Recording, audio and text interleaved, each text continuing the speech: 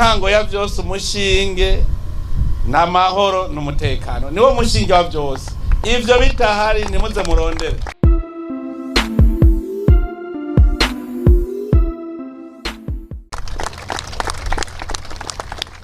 Kandi noneho no mu Kirundi barayamaze ngo nta usomera induru ivuga. Amahoro nico kintu cyambere gikomeye mutegerezwa kubumbatira mwese, kuko havuyemwo n'umwe niwe acayonona. Nico ituma rero ico n'umushinge.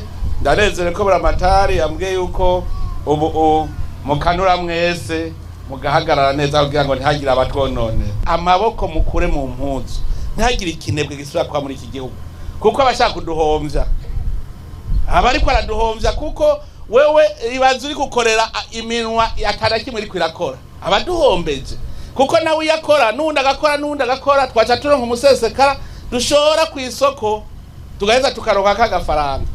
Mbeko mutambaza muti none twese tubifise tuzoshorerwa nande? Iyo ndabwiye nti nshaka ko umuryango wose n'imiburi bifise inkwavu 5 n'imiburi.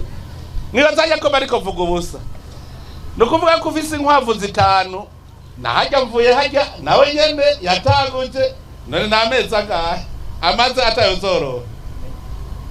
None genda murabe ashitse ku majana kandi yatanguje inkwavu nkeyi cyane.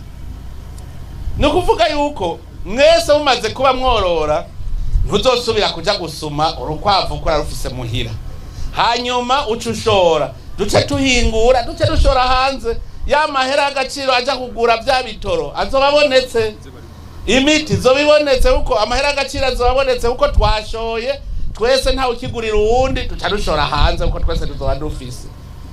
Nico itumba duheruka kugira rero igicapu c'umuryango wifashe ingene uzobumeze. Hariho imiryango buyifashe ahubwo iri kwirondera gutera imbere byo hejuru.